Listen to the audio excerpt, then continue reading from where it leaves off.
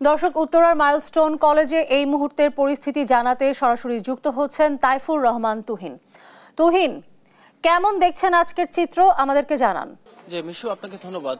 আপনার এই মুহূর্তে আমরা রয়েছি যে মাইলস্টোন স্কুল অ্যান্ড কলেজের সামনে, যেখানে কিন্তু যে প্রশিক্ষণ যুদ্ধ বিমান ধ্বংস হয়েছিল সেই অবস্থানে সেই স্থানে আমরা আছি। আমরা যদি একটু দেখাতে চাই যে আমার পিছনে কিন্তু আজকে আমরা সকাল থেকে এখানে আসার পরে কোনো অভিভাবক কিন্তু আসলে এখানে আমরা পাইনি। যেটি আমরা দেখেছি যে গেটের সামনে আজও বরাবরের মতো আজও কিন্তু আমরা দেখেছি যে উৎসুক যে জনতা রয়েছে তাদের কিন্তু ভিড় আমরা লক্ষ্য করেছি।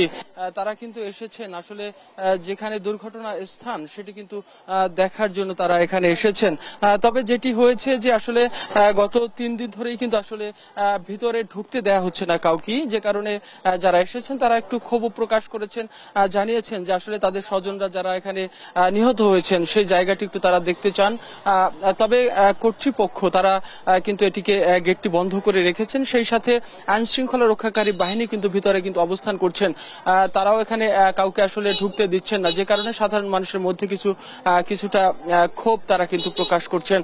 তবে এখন পর্যন্ত আমরা আসলে দেখিনি যে যাদের সন্তান হারিয়েছেন তাদের কারোর সাথে কিন্তু আমাদের এখন পর্যন্ত দেখা হয়নি। তবে পুরো এলাকা কিন্তু আসলে একটু শোকাবহ অবস্থায় রয়েছেন এবং থমথমে অবস্থা কিন্তু বিরাজ করছেন। সবার মধ্যেই কিন্তু আসলে দেখেছি যে শোক প্রকাশ করছেন এবং তারা এই ঘটনাতে কিন্তু আক্ষেপ প্রকাশ করছেন এবং তারা কিন্তু দাবি করছেন যে বিষয়টি আসলে এরকম দুর্ঘটনা যাতে কারো কাম্য নয় এবং ভবিষ্যতে যাতে এগুলো থেকে আসলে এই দুর্ঘটনাগুলো এড়ানো যায় সে ব্যাপারে সরকার এবং যথাযথ কর্তৃপক্ষ যথেষ্ট সোচ্চার হবেন এবং তারা তাদের যে কার্যক্রমগুলো তারা সতর্কতার সহিত পরিচালনা করবেন, যাতে করে এই ধরনের দুর্ঘটনা যাতে ভবিষ্যতে আর যাতে না ঘটে সেই বিষয়টি কর্তৃপক্ষ নজরে রাখবেন এবং এটিকে সর্বোচ্চ গুরুত্ব প্রদান করবেন, এমন কিন্তু কথা বলছিলেন যারা এখানে এসেছেন। আমরা অনেকেই দেখেছি আসলে অনেক দূর দূরান্ত থেকেই কিন্তু অনেকে এসেছেন যে তারা দুর্ঘটনার স্থানটি তারা দেখবেন